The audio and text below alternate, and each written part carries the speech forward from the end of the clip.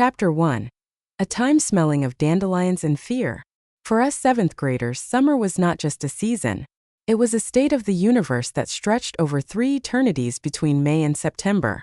It was a special law of physics according to which time flowed slower, the sun was hotter, and the boundaries of the world expanded to the outskirts of the city, where asphalt gave way to dusty country lanes. We woke up feeling like we had the whole day in our hands given away just like that.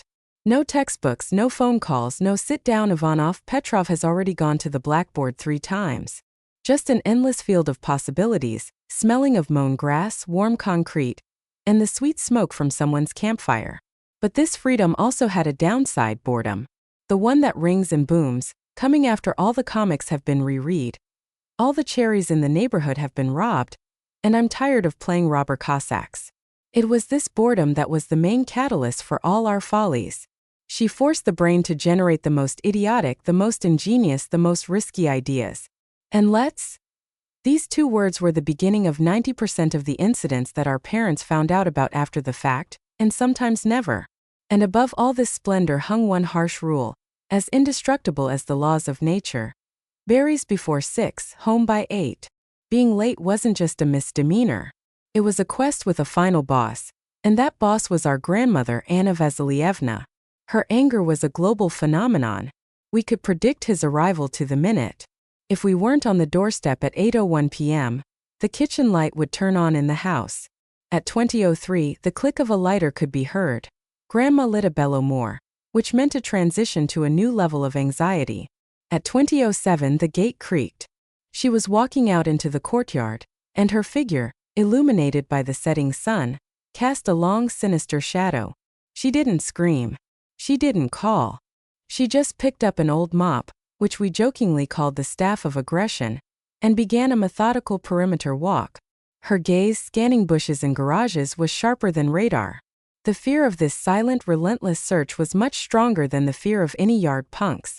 He dug into my back with icy claws, making my heart pound in unison with our running. It was this fierce, sweet, pungent, familiar. That was the essential spice to our summer fun. He was the fuse that resembled.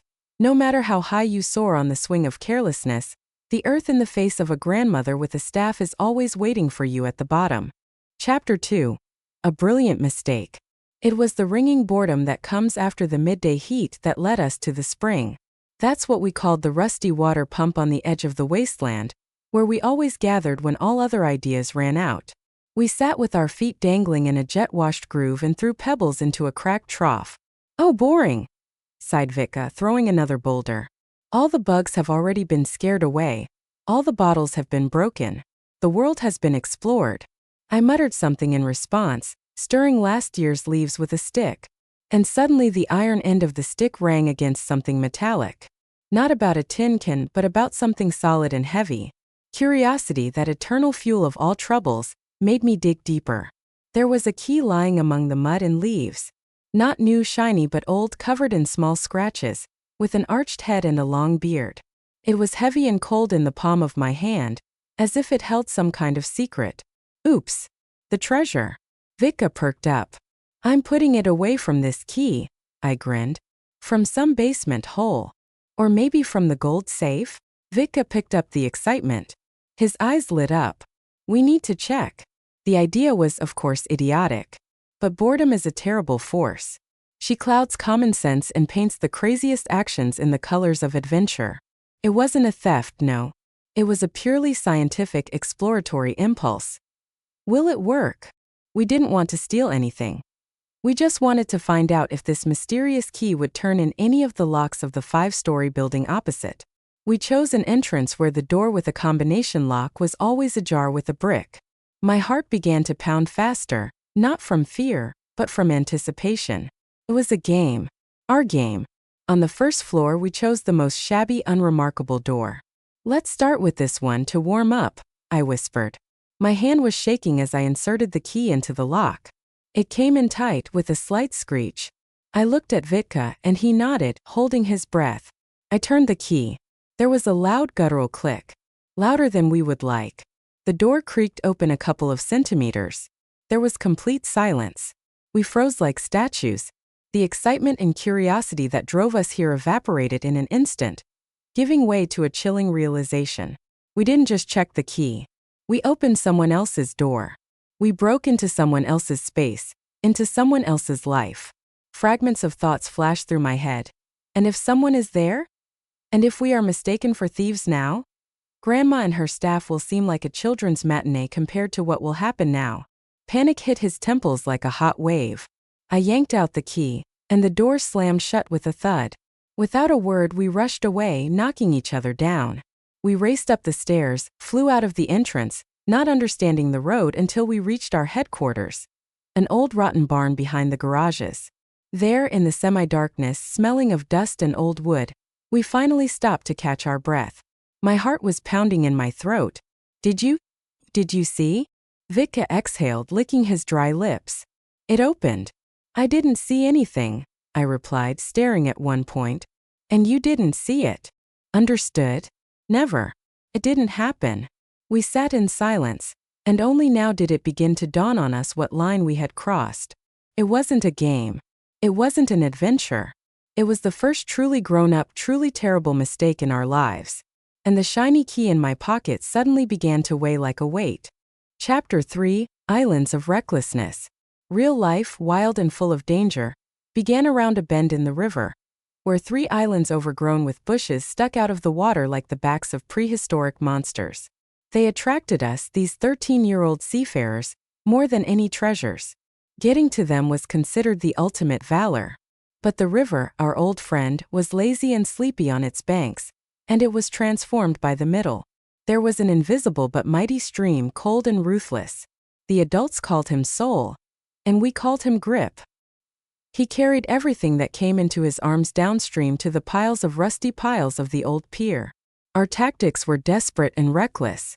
We started swimming 200 meters above the islands, and while the Grip dragged us like splinters, we struggled with our last strength, swimming diagonally. It was necessary to calculate everything: strength, endurance, and angle of attack. The slightest mistake and you were speeding past your target, followed by a humiliating march along the shore to the hooting of more successful comrades. Now looking back, I shudder. One convulsion, one panicked thought, and you could be smashed against underwater rocks or carried off into the unknown.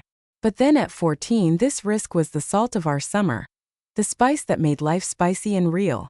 We felt like immortal conquerors, and the river was our personal dragon. When we reached the coveted piece of land, we fell on the sand, and the feeling of victory was so sweet that it covered the trembling and tired muscles. We were lying on our backs, looking up at the bottomless sky, and we were the kings of this tiny world. And then it was time for the main ritual: observation.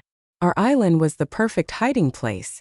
Through the thickets of vines, we, like real scouts, watched the main beach. Girls. For us, they were beings from another dimension, beautiful, incomprehensible, and infinitely far away.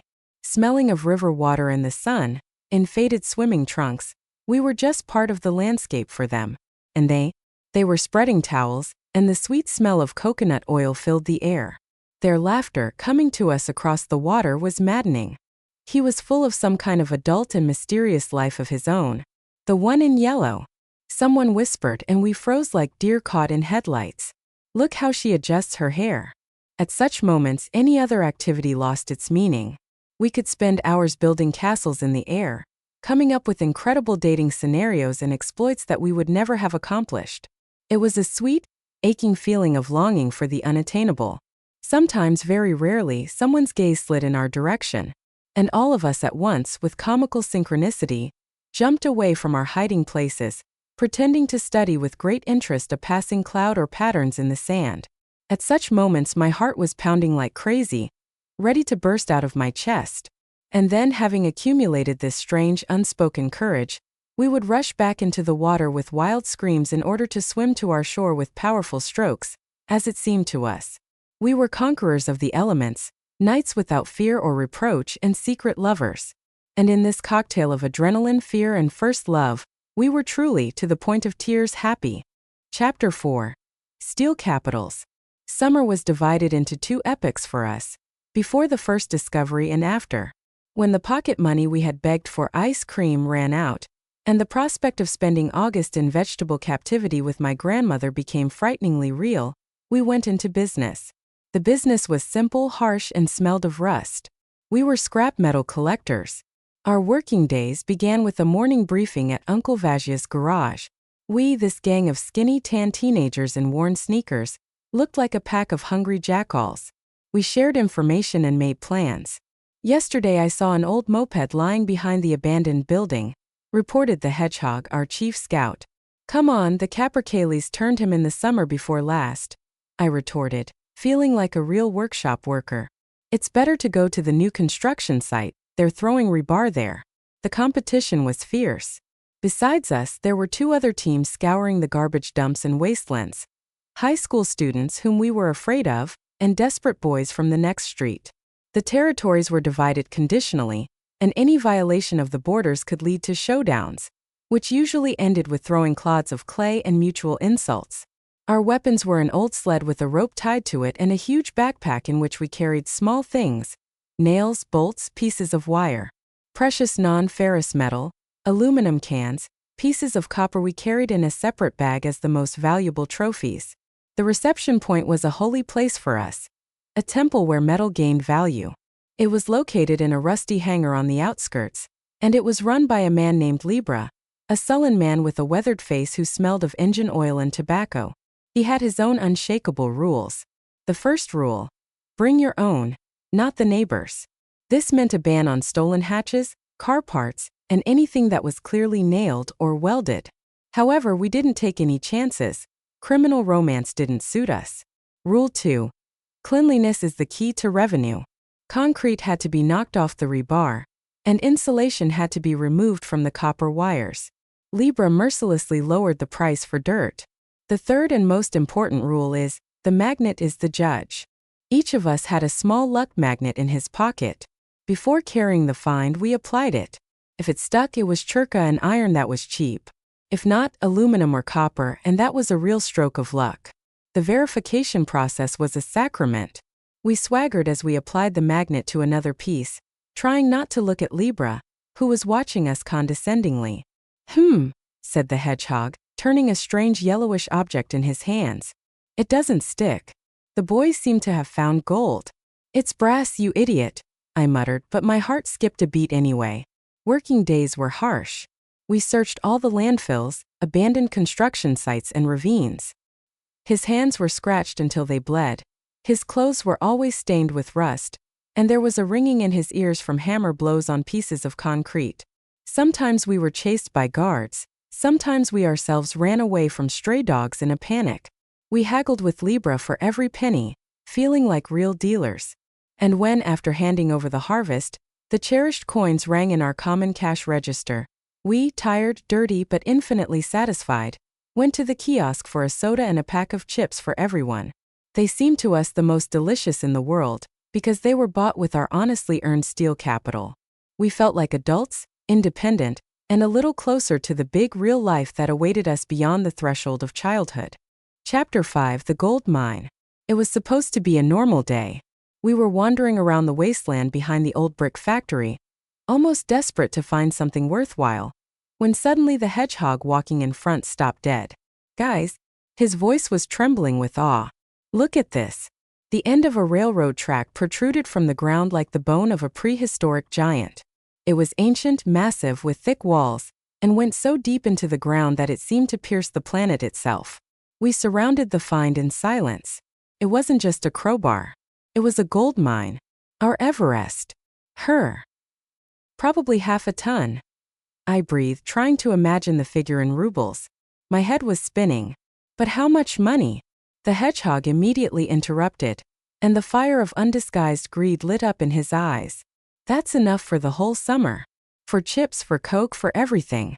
Enthusiasm, as always, defeated common sense.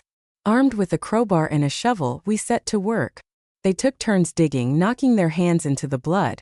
The earth, compressed for years, did not want to let go of its prey. But after several hours of superhuman effort, the rail finally broke free from the embrace of the ground with a dull groan. We collapsed side by side, covered in mud and sweat, but happy. It was only the first act of the tragedy. The main obstacle lay between us and the reception point live railway tracks. It was impossible to carry the rail. Our decision was ingenious in its idiocy. We decided to carry it by rolling it. Standing on both sides, we lifted the steel monster and, with a roar that seemed to resound throughout the neighborhood, threw it over ourselves. Everywhere. Step. Go ahead. One more step. So we, like crazed ants, moved towards the cherished hangar. Every sound of an approaching train made us drop the rail and jump into the bushes in a panic, only to return to work with pounding hearts. We violated every conceivable safety rule, but we already felt the taste of the promised wealth. When we finally reached the hangar, our strength was running out. Exhausted, we proudly hoisted our loot in front of the scales. But instead of approval on his face, we saw a strange, quick alarm. He looked back and abruptly waved his hand. "Hey guys. Not here. Drag me around the corner to the backyard, I'll weigh it there." Without hesitation, we dragged the rail to the specified location. 2 workers were already waiting for us there next to an open pickup truck. Libra scratched his head. "'Kay kids, trouble. My scales are broken. Don't weigh it." "But how?" I blurted out. "We've been dragging her for half a day." He examined the rail with an appraising look full of fake regret. "Well, I'll give you 3,000. Comes out by weight. Or drag me to another point if you don't believe me." We were well aware that we were being blatantly deceived. But I couldn't look at this rail anymore. And the pickup truck with the workers was suggestive. We tried to bargain. We asked for 4,000. Libra reluctantly agreed, shoved crumpled bills into my hand, and immediately ordered the workers to load the rail. We walked away without looking back. There was money in my pocket for which we seemed to feel like winners. But there was a bitter taste in my mouth. We just sold a day of our labor, our strength, and our enthusiasm at a price that someone else set for us. We were not entrepreneurs but a submissive workforce. Having bought soda and chips with all the money, we sat in our garage and ate, not feeling the old delight. The hedgehog looked gloomily towards the hangar. "She was worth more." "I'm sorry," he muttered. "Much more." "I know," I nodded. "I know. It wasn't just an unfavorable exchange. It was the first bitter realization of the injustice of the adult world, where strength and cunning always end up on one side of the scales, and naive child labor on the other." Chapter 6. The Bath of Curses. We had not yet had time to lick our wounds from the rail story, as fate threw us a new contract. This time it's almost legal. Uncle Vaj's neighbor started the renovation and promised to give us his old cast-iron bathtub on condition that we take it out and steal it ourselves. No way. I howled as soon as I heard the word cast iron. I'm not carrying anything else. Never. "We're out of chips," Hedgehog stated gloomily, turning over the empty bag. "And I have to save up for a new console. Let's go." Cast iron was valued for pennies, but the bathtub was gigantic, antique, and centuries old. It weighed like a small car, and there were only 3 of us. I had to call for help from Seryoga, who was a year older and already had hints of biceps. The first test was the 3rd floor. The tub didn't want to leave its place. We tied ropes around her, put old blankets under her so as not to ruin the stairs, and began a slow, painful roll down. It looked more like a fall with frequent stops. The tub was thundering. We were yelling at each other, pointing where to pull, and doors kept opening up the stairwell. "Can't you keep it down?" The neighbor from the lower floor hissed at us, holding her crying daughter in her arms. "My baby is sleeping." So she woke up from the crash herself. The hedgehog barked, holding the bathtub with his last strength, which threatened to break free and break through the railing. The descent took forever. We crawled out onto the street like miners after a blockage, soaked with sweat and with shaking hands. And it was about 3 kilometers to the reception point. We tried to carry her like a stretcher, but after 100 meters it became clear that our stretchers would kill us. We dragged her, rolling from side to side, stopping every 5 minutes. My arms were numb and my back was on fire. By evening we had covered only half of the way. Our strength was at 0, our pockets were empty, and we were getting scolded at home for being late.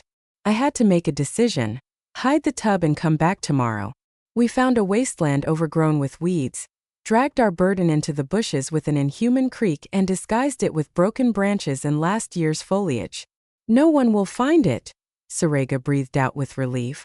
Whoever left it here will find it, I joked darkly. In the morning, gathering our willpower, we returned to the wasteland. The picture was disturbing. The branches were scattered, as if someone was rummaging. "Calm down," said the hedgehog, but there was a tremor in his voice. "She's here." We slowly approached and began to clean up the disguise. And then our nose was assaulted by the smell. Harsh, caustic, undeniable. When the last branches fell, we saw her. Right in the middle of the cast iron sparkling in the morning sun was a neat but impressive mountain of human feces. Someone used our cozy manor for its intended purpose. We were gripped by silent despair. Thoughts of money faded in the face of this disaster. "And now what?" Sarega asked, frowning with disgust. "That's what. Clean up," said the hedgehog, gritting his teeth. 2,000 are not lying on the road. A desperate, humiliating plan was born. We found a small slope, put one end of the tub on it, and directed the other with a drain hole into the dug hole. While Saryoga and I were desperately trying to push the surprise to the drain with sticks, the hedgehog ran to the pump and dragged buckets of water. He poured water and we poked with sticks, turning away and gagging. "I can imagine what I'm going to write in my essay, how I spent the summer," I wheezed. "The main thing is not to inhale," Sergey managed to say. The process seemed like an eternity, but it worked. 15 minutes later, there was no trace of the gift. At the same time, we washed the bathtub itself, simultaneously washing our dignity in muddy streams. We reached the reception point in the evening. Libra cast an indifferent glance at the tub, glanced at the scales, and counted out a measly 800 rubles for us. After the division, everyone had an amount in their pocket that would have been enough to buy ice cream, not just chips. We stood with our eyes downcast at the hangar. The hedgehog looked at us, at his dirty, scratched hands, and asked, "In short, Uncle Vajya still has batteries to change. Go?" "No," Saryoga and I answered in unison. "We'd rather starve to death." Chapter 7. The Night Doorbell. It happened in the dead of autumn, on one of those chilly nights when it seems as if the whole city has fallen asleep. Sasha, my best friend, and I stayed up late at his house, putting together a new puzzle. His parents were away, and the only sound in the apartment was the ticking of the clock and our unhurried conversation. Suddenly, this idyll was broken by a sound that chilled our blood. Heavy, methodical knocking came from the stairwell. Not an ordinary knock on the door, but some kind of knock. Metal. Sinister. "Do you hear?" I asked in a whisper. "I hear you," Sasha said, alert as a watchdog. The knock came again, louder, more insistent. There was not just a plea in it, but desperation. Out of the corner of our eye, we saw a shadow flicker through the peephole next door. Someone was worried, too. Curiosity mixed with fear made us look out the door. The picture we saw was surreal. A man in his 50s was standing on the landing one floor above, under a dim light bulb. He had an axe in his hands. He wasn't waving it around, but with a kind of grim determination, he was banging the butt against the doorjamb of one of the apartments. "Oh my God!" Sasha gasped. "Is he crazy?" My first impulse was to slam the door and call the police. The sight of an axe at 2 o'clock in the morning did not bode well. But then we noticed a detail. Next to the man, just a couple of steps away, stood his neighbor, an elderly woman. And what was amazing was that she didn't look scared. Rather, confused and preoccupied. "Ivan, calm down, maybe you shouldn't?" Her voice was agitated. It gave us courage. We walked slowly up the stairs. "A man!" I called out to him cautiously. "Are you all right?" He turned around. His face was distorted with a grimace of fear and helplessness. The axe in his hand suddenly seemed not like a weapon, but a pitiful instrument of desperation. "She won't open it." His voice rose to a scream. "Mom! She won't open or answer the phone. I've been here for an hour." It's dawned on us. His elderly mother was at the door. Maybe something happened to her.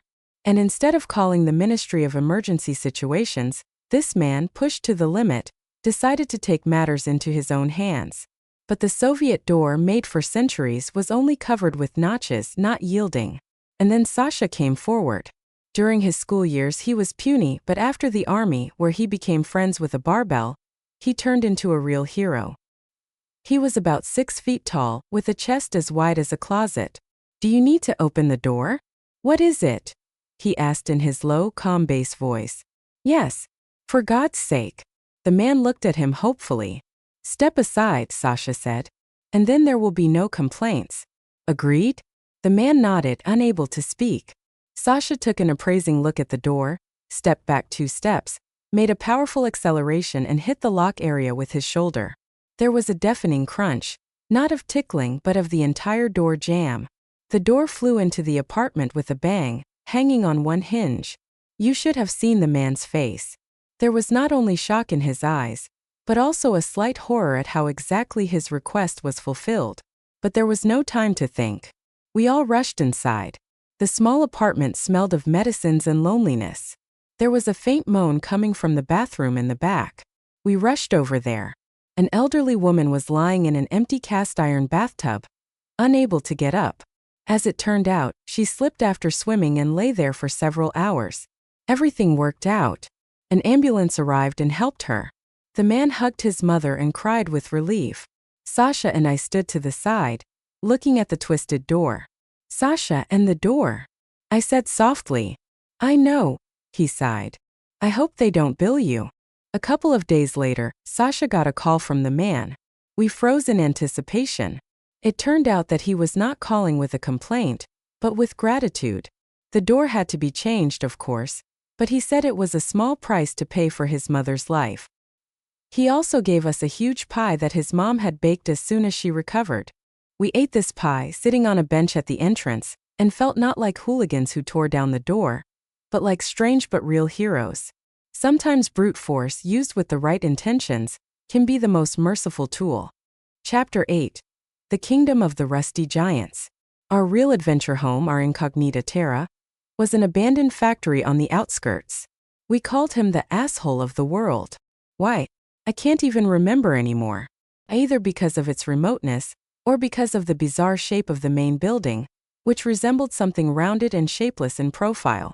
But the name stuck. Well, guys, fuck you today? Someone would ask rhetorically in the morning. Where else? There was an invariable answer.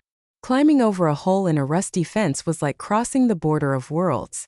From the outside, it's a boring city with its asphalt and rules. Inside is our kingdom.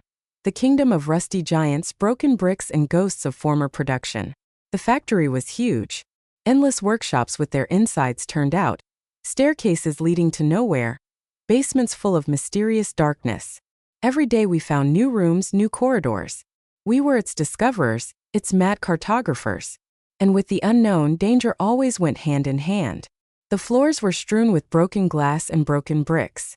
Every now and then, the fangs of the rebar stuck out of the darkness, ready to pierce the unwary researcher. The scariest thing is the mines left by local homeless people. Bottles with unknown liquid and other surprises. But the main threat was us. Our inflamed brain required not only discovery, but also creation. Rather destructive creation. One day Vika, the most adventurous of us, came up with a brilliant idea. And let's make a trap for outsiders, he announced, beaming with delight. What kind of trap? I asked cautiously. And this one. He pointed to a piece of rusty rebar.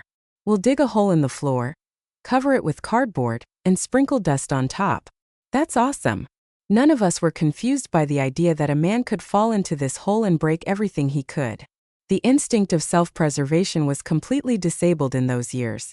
Vika spent half a day making a hole in the concrete floor on the second floor, where the ceiling height was about 5 meters. We watched with interest, handing him tools and elephant water. The trap was ready. We admired our insidious creation, sprinkled it with dust, and satisfied went to explore other workshops, completely forgetting about the trap. Fate, however, turned out to be a cruel joker. 2 hours later, while walking through the same workshop, Vitka, gesturing in a story about something, took a careless step back and fell into his own knee-deep hole. A heart-rending scream rang out. Ouch! Damn it! He didn't fall through completely, but he hit the hole with his shin, peeling the skin and flesh off the sharp edge of the concrete all the way to the bone. The picture was creepy. I had to carry him home, bleeding profusely, where they called an ambulance. A perfect illustration of the proverb, "Don't dig another hole." It would seem that the lesson has been learned? No way. When Vitka returned to us with a cast on his leg, Our enthusiasm only increased. We decided to do some redevelopment. Armed with crowbars and pieces of pipe, we began to destroy everything that was badly lying. The walls, already dilapidated, collapsed with a satisfying crash. We created new passageways and felled old partitions. And so, in the heat of this barbaric vandalism, we did not notice how we began to work on the wall, which, as it turned out later, supported part of the ceiling. From another powerful blow with a crowbar, the balance was disrupted. At first, there was an ominous creaking sound, and then the wall slowly, inexorably began to collapse right on top of us. Run away. It was not a scream but an animal roar. Everyone scattered. Someone jumped into the next doorway, someone rushed to the stairs. I was standing closest to the falling giant slab. There was nowhere to run. And then I saw it, a hole from a long fallen window, right in the center of the wall coming at me. It was my only chance. Life, though short-lived, really flashed before my eyes. I gathered my strength and jumped forward, into this rusty concrete-framed opening. He flew through, fell on a pile of bricks on the other side and immediately rolled away. The next second, with a deafening roar, raising a cloud of cement dust, the wall collapsed exactly in the place where I had been standing. I lay there, trembling all over and couldn't say a word. The boys, pale as death, ran up to me. Alive! Alive! I croaked. After that incident, something in us really clicked. We began to behave a little more cautiously at the factory. A couple of years later, the ass of the world was bought out and demolished, building a faceless shopping mall in its place.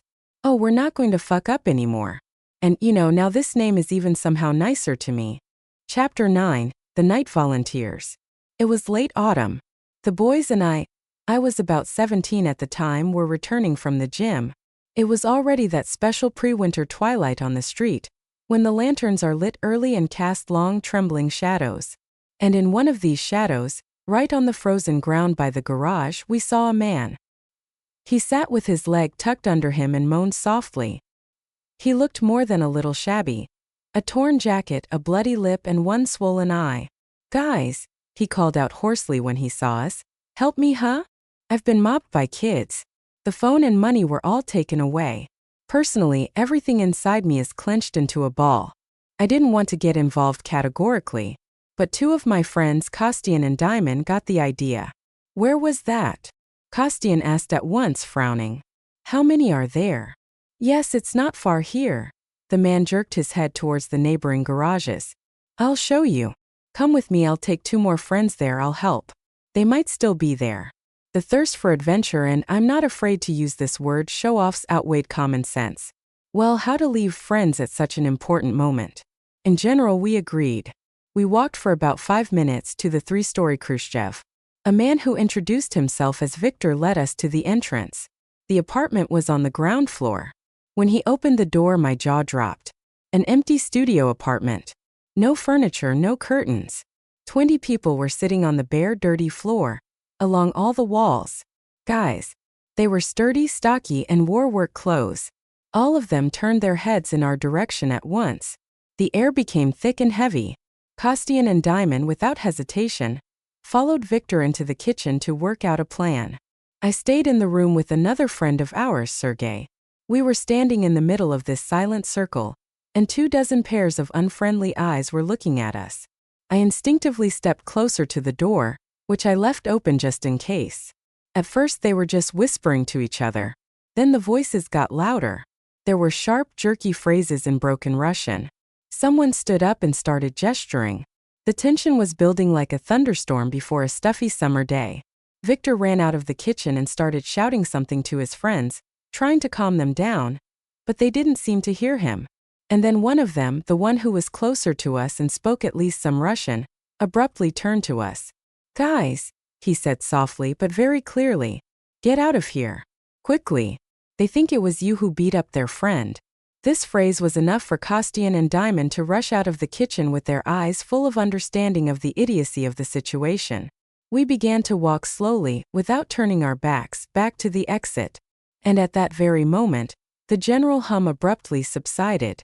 All 20 pairs of eyes stared at us. There wasn't a drop of gratitude in them, only suspicion and malice. I don't remember how we ended up on the street. I only remember a wild sprint across the yard, followed by screams and heavy footsteps of the chase. We raced along the road until we ran into a dark alley and collapsed behind trash cans, trying to stifle our desperate shortness of breath. Kostian exhaled, pressing his hand to his side. What was that? I don't know. I dusted off my knees, which were crunching some garbage, but it seems like we were just about to get pinned down for a kind act.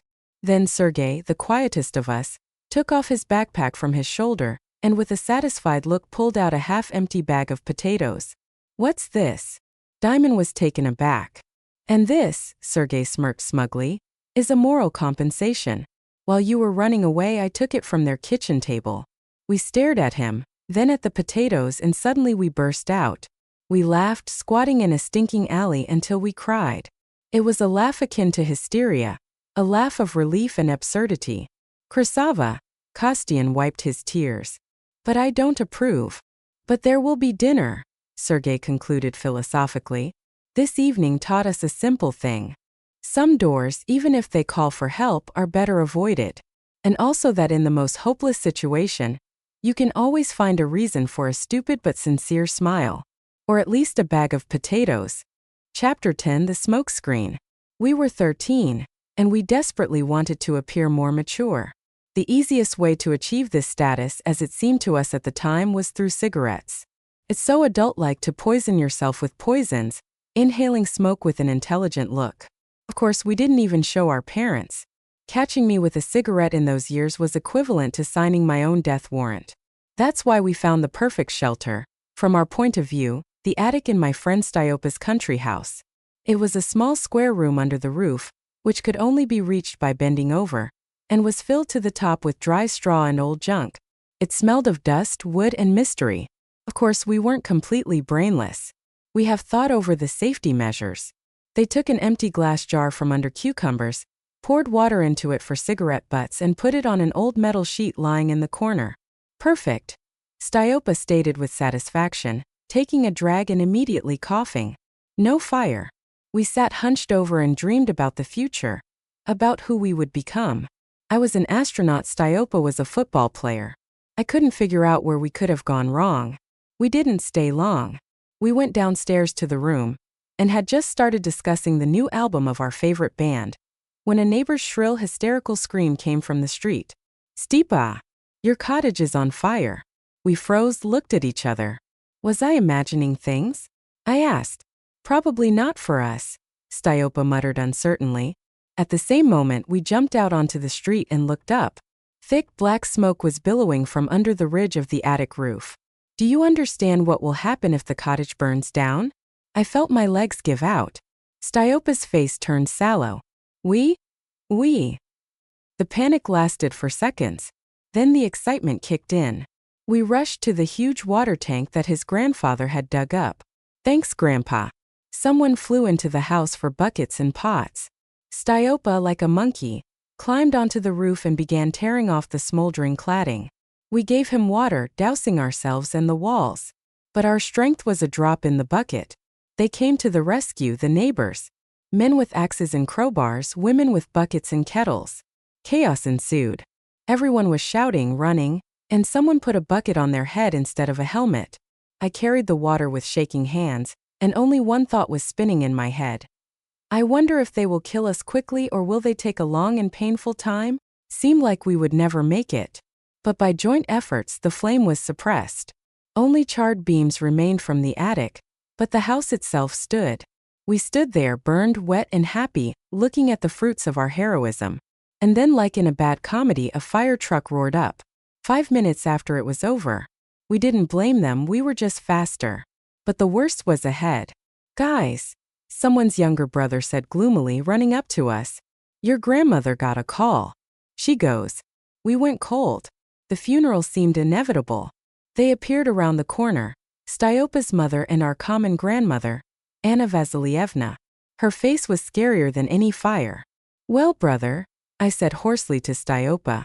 We have lived a good, albeit short life. Together to the end, he nodded. That evening, our 5th point shone so brightly that they could have replaced a lighthouse. The payback was harsh but fair. Thank God we didn't burn down the cottage. In that case, the consequences for our soft spots would have been irreversible. The most ironic thing is that the fire happened exactly 5 years later, day in day out, after an old barn burned down in the same area due to a short circuit. So don't believe in mysticism after that. And yes, I haven't smoked since. It turned out that being an adult is not about smoking cigarettes, but being responsible for the consequences of your stupid actions.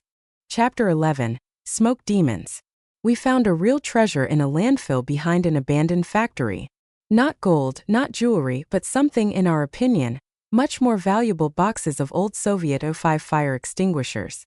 For us, the boys with burning eyes and a completely beaten-down instinct of self-preservation, these were not extinguishing agents but ready-made rockets. Inside each fire extinguisher was a treasured washer, a compressed powder, which, as the senior comrade immediately explained to us, released a monstrous amount of smoke when ignited. One such fire extinguisher could easily fill an entire entrance with thick, acrid smoke. Experiments began. We split the washers into small pieces and, hiding in the sewer wells, set them on fire, watching as clouds of white smoke burst free. It was a mesmerizing sight. Then we went on. We threw the pieces into jars, into bottles of water. All this sizzled, smoked, and gave us incredible pleasure. But soon we didn't have enough of these toys. What happens if you set fire to a whole puck? Vitka once said philosophically. The idea was both brilliant and insane. One washer produced so much smoke that it could cause panic in the area. But we didn't want to attract attention. The solution was found quickly. My parents have an old cellar on the outskirts, Serega suggested. It's deep and the lid is heavy. There will be no smoke visible, and the sound will be muffled. The plan was simple and elegant in its idiocy. Go down to the cellar, set fire to the washer, quickly climb out and press down the hatch with bricks. For the sake of fidelity and entertainment, they decided to set fire to 2 at once. The training was like that of sappers. We entered the cellar, a damp, dark room with earthen walls. We installed our charges on a brick and built a fuse from a rope soaked in gasoline. My heart was pounding with delight and fear. Let's go, Vitka shouted, lighting the fuse. We jumped up as if scalded, and leaned on the heavy cast-iron lid, pinning it down with a couple of cobblestones. There was silence for the first few seconds. Then there was a growing rumble from the ground, as if an airplane engine had started there. The cellar hatch shook and thick, white, incredibly dense smoke poured out from under it. There was so much of it that the lid lifted with a bang despite the bricks. The smoke curtain quickly reached the treetops and crept down the street, enveloping garages, fences, and the ground floors of houses. In a few minutes, half of the neighborhood was plunged into a white haze. Our childhood dream came true. We created a real fog. The rapture did not last long. Through the roar of the fire and our own laughter, other sounds reached us. First car horns, then screams, and then, most frighteningly, the wail of a siren. Cops! Someone shouted, and our gang scattered in panic. We raced through the alleys, bouncing off the walls, but one of our youngest was caught by an alert passerby.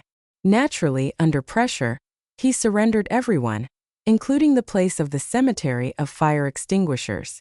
Then there was an educational conversation in the department, where our furious parents soon arrived.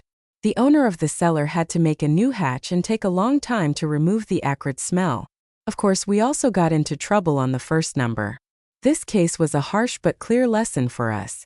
We realized that some of the games don't smell like smoke, but of serious problems. And that before you do anything stupid, you should think not only about entertainment, but also about who will deal with the consequences. Chapter 12. The Price of Laughter. Our thirst for entertainment knew no bounds, and pretty quickly we went through an evolutionary path from harmless calls and escapes to real street pranking. That was before videos like this flooded the internet, and we acted on a hunch, driven only by boredom and the desire to make noise. I remember how Vitka and I decided to act out a beating scene.